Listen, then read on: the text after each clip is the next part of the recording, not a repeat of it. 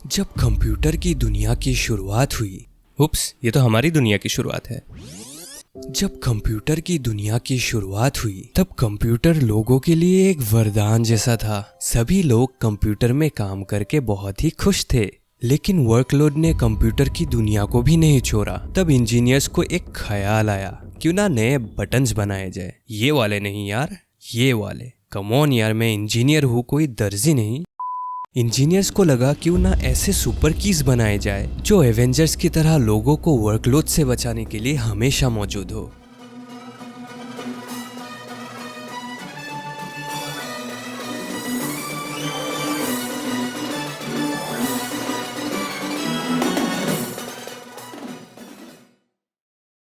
Hello guys, एक बार फिर से स्वागत है इस चैनल में। आज हम फंक्शन कीज़ के बारे में बात करेंगे। F1 से लेके F12 तक टोटल 12 कीज़ हैं और इनमें से कुछ कीज़ बेसिक काम में यूज़ होता है, लेकिन कुछ कीज़ ऐसे होंगे जिनके यूज़ केस को अगर आप सीख लोगे तो फिर आपके कंप्यूटर के काम को ये बहुत ही ज़्यादा फास्ट कर देगा। वीडियो को शुरू करने से पहले आपको एक चीज़ बता दूं, अगर आप लैपटॉप यूज़ कर रहे हो और आपका फंक्शन की डायरेक्टली अगर काम नहीं करता तो फिर आपको फंक्शन की के साथ FN की को प्रेस करना होगा, तभी इस वीडियो में दिखाए गए हर एक शॉर्टकट को आप यूज़ कर पाओगे।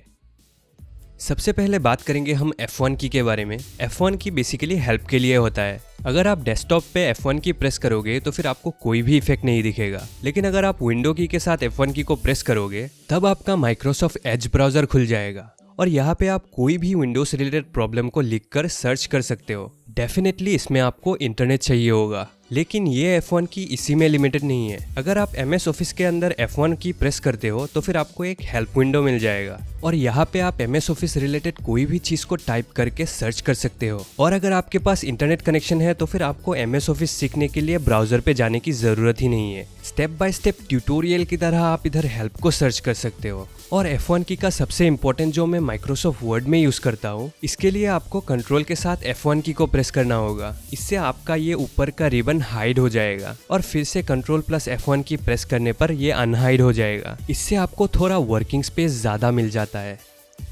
नेक्स्ट की है हमारा F2। F2 बहुत ही ज़्यादा यूज़फुल की है। इसको हम फाइल या फोल्डर को रीनेम करने के लिए यूज़ करते हैं। किसी भी फाइल या फोल्डर पर क्लिक करके F2 प्रेस करने पर वो रीनेम ऑप्शन में चला जाता है और आप सिंगल फाइल को ही नहीं मल्टीपल फाइल को एक साथ सिलेक्ट करके एक साथ रीनेम कर सकते हो। लेकिन अगर आपको हर एक फाइल को यूनिक नाम से रीनेम करना है तो सिर्फ आपको फर्स्ट फाइल पे क्लिक करना है और F2 प्रेस करना है और रीनेम हो जाने के बाद टैब प्रेस करना है। फिर आप नेक्स्ट फाइल को भी रीनेम कर सकते हो। लेकिन माइक्रोसॉफ्ट एक्सेल के अंदर इसका और एक यूज़ केस है। एक्सेल में मैं अगर किसी भी सेल में किसी एक्स्ट्रा वर्ड को ऐड करना चाहूँ तो फिर मुझे पूरा सेंटेंस को दोबारा टाइप करना पड़ता है, लेकिन किसी भी सेल में क्लिक करने के बाद F2 प्रेस करने पर वो सेल डायरेक्टली एडिट हो जाता है। इससे आप सेंटेंस या वर्ड को डिलीट किए बिना उसके रिमेनिंग पार्ट को एंटर कर सकते हो। नेक्स्ट की है हमारा F3 की। माइक्रोसॉफ्ट वर्ड के अंदर अगर आप किसी भी लाइन या पैराग्राफ को कैपिटल लेटर में करना चाहते हो, आपको उस लाइन या पैराग्राफ को सिलेक्ट करने के बाद शिफ्ट F3 प्रेस करना है। इससे आपका वो लाइन कैपिटल में चला जाएगा और दोबारा शिफ्ट F3 प्रेस करने पर वो स्मॉल केस में चला जाएगा। लेकिन अगर आपको सेंटेंस केस में चाहिए, हर एक लाइन के फर्स्ट लेटर को आप कैपिटल में करना चाहते हो, शिफ्ट F3 और एक बार प्रेस करने पर आपका वो लाइन सेंटेंस केस में चला जाएगा। F3 का और एक बहुत ही ज़्यादा यूज़फुल शॉर्टकट है। आप इंटरनेट पे कोई भी चीज़ को अगर सर्च करते हो और गूगल के फर्स्ट पेज पे ही आपको उसका आंसर मिल जाता है, लेकिन उस पैराग्राफ को पूरा पढ़ने के लिए जब उस वेबसाइट पे जाते हो तब आपका वो लाइन उस बड़े वेब पेज में लॉस्ट हो जाता है। आपके वेब पेज पे उस लाइन या पैराग्राफ को ढूंढने के लिए पहले ही उस लाइन को आपको कॉपी कर लेना है। फिर उस वेबसाइट पे जाके सिर्फ आपको F3 प्रेस करना है। इससे आपको ऊपर एक सर्च बॉक्स मिलेगा। यहाँ आपके उस लाइन को पेस्ट करने पर ब्राउज़र आपको उस लाइन या पैराग्राफ तक ले जाएगा और फाइल एक्सप्लोरर पे आप F3 की को यूज़ करके फाइल्स को भी सर्च कर सकते हो। बेसिकली F3 की सर्च के लिए यूज़ होता है। नेक्स्ट हमारा है F4 की। F4 की को अगर आप फाइल एक्सप्लोरर पे यूज़ करोगे तो फिर आपका एड्रेस बार खुल जाएगा और यहाँ पे आप एड्रेस को टाइप करके उस एड्रेस पे डायरेक्टली जा सकते हो।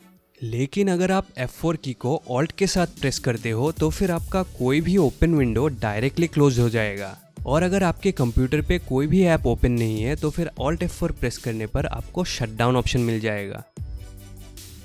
नेक्स्ट हमारा है F5 की। और F5 की को हम रिफ्रेश करने के लिए यूज़ करते हैं। अगर आप F5 की को डायरेक्टली प्रेस करते हो तो फिर आपका कंप्यूटर रिफ्रेश हो जाएगा। ये शॉर्टकट की मल्टीपल रिफ्रेश करने के लिए बहुत ज़्यादा काम आता है। और ब्राउज़र के अंदर पेज को रीलोड करने के लिए आप F5 की को यूज़ कर सकते हो। नेक्स्ट की है हमारा F6 की। डेस्कटॉप में F6 प्रेस करने पर आपको टास्क बार का एक्सेस मिल जाता है। एक बार प्रेस करने पर आपका विंडोज़ बटन एक्टिव हो जाएगा और दोबारा प्रेस करने पर आपका पिन्ड ऐप एक्टिव हो जाएगा।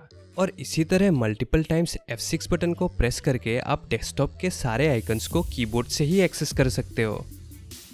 नेक्स्ट की है हमारा F7 की। और F7 की ज़्यादातर माइक्रोसॉफ्ट वर्ड में यूज़ होता है। माइक्रोसॉफ्ट वर्ड में किसी पैराग्राफ को टाइप करने के बाद अगर आप F7 की को प्रेस करते हो तो फिर आपका वर्ड करेक्शन विंडो खुल जाएगा और यहाँ पे आप सारे वर्ड्स को एक साथ करेक्ट कर सकते हो। और MS वर्ड में किसी भी वर्ड को सिलेक्ट करने के बाद अगर आप शिफ्ट F7 प्रेस करते हो तो फिर आपका थिसरस विंडो खुल जाता है और यहाँ से आप उस वर्ड के ऑल्टरनेटिव को सिलेक्ट करके आपके सेंटेंस को और भी अच्छा बना सकते हो। नेक्स्ट की है हमारा F8 की। F8 की को हम विंडोज़ को फॉर्मेट करने के लिए यूज़ करते हैं। कंप्यूटर को रीस्टार्ट करने के बाद F8 की प्रेस करके आप बायोस पे जा सकते हो। लेकिन एक्सेल में आप किसी भी सेल में जाके अगर F8 की को प्रेस करते हो तो फिर आपका वो सेल लॉक हो जाता है और इस शॉर्टकट को यूज़ करके आप कीबोर्ड से ही सेल्स को सिलेक्ट कर सकते हो। किसी भी इंटरव्यू में अगर आपको विदाउट माउस एक्सेल में काम करने के लिए बोला जाए तो फिर ये शॉर्टकट की आपको बहुत ही ज़्यादा हेल्प करेगा। आगे बढ़ते हैं F9 की तरफ। एक्सेल में अगर हम बहुत सारे कैलकुलेशंस को यूज़ करते हैं तो अक्सर लो एंड पीसी हैंग कर जाता है। इसके लिए हमें मैनुअल मोड को एक्टिव करना पड़ता है। एक्सेल के फॉर्मूला टैब में आपको कैलकुलेशंस करके एक ऑप्शन मिलेगा। यहाँ अगर आप मैनुअल को सिलेक्ट करते हो तो फिर आपका मैनुअल मोड एक्टिव हो जाता है। लेकिन इस मैनुअल मोड में अगर हम किसी भी प्री एग्जिस्टिंग कैलकुलेशन को चेंज करते हैं तो फिर हमें उसके रिजल्ट में कोई भी चेंजेस नहीं दिखेगा। मैनुअल मोड के कैलकुलेशंस को रिफ्रेश करने के लिए हम F9 की को यूज़ करते हैं। अगर आप डायरेक्टली F9 की को प्रेस करते हो तो फिर आपका सारा कैलकुलेशन रिफ्रेश हो जाएगा। नेक्स्ट हमारा है F10 की। MS वर्ड में हम F10 की को प्रेस करके शॉर्टकट कीज को एनेबल कर सकते हैं। F10 की से आपके रिबन मेन्यू के हर एक टूल को आप शॉर्टकट की से एक्सेस कर सकते हो।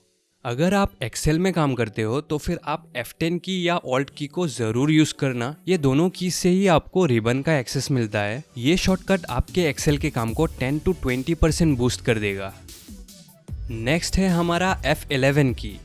ज़्यादातर एप्लीकेशन के अंदर अगर आप F11 की प्रेस करते हो तो फिर आपका वो ऐप फुल स्क्रीन मोड में चला जाता है और दोबारा नॉर्मल मोड में आने के लिए आपको फिर से F11 प्रेस करना होगा। नेक्स्ट एंड फाइनल की है हमारा F12 की। F12 की बेसिकली सेव एज का काम करता है। F12 की को यूज़ करके हम ऑलरेडी सेव किए हुए फाइल को दूसरे नाम से सेव कर सकते हैं। सो यही थे 12 सुपर कीज जिसे हम फंक्शन कीज के नाम से जानते हैं। आई होप ये वीडियो आपको पसंद आया होगा। अगर ये वीडियो कोई वैल्यू क्रिएट करता हो तो फिर ज़रूर इस वीडियो को लाइक कर दीजिएगा। और अगर आप इंस्टाग्राम यूज़ करते हो तो फिर आप मेरे इंस्टाग्राम हैंडल को फॉलो कर सकते हो। एवरी संडे मैं एक नया वीडियो लाता हूँ। आज के वीडियो को यही एंड करते हैं और मिलते हैं अगले संडे को। तब तक के लिए कीप लर्निंग।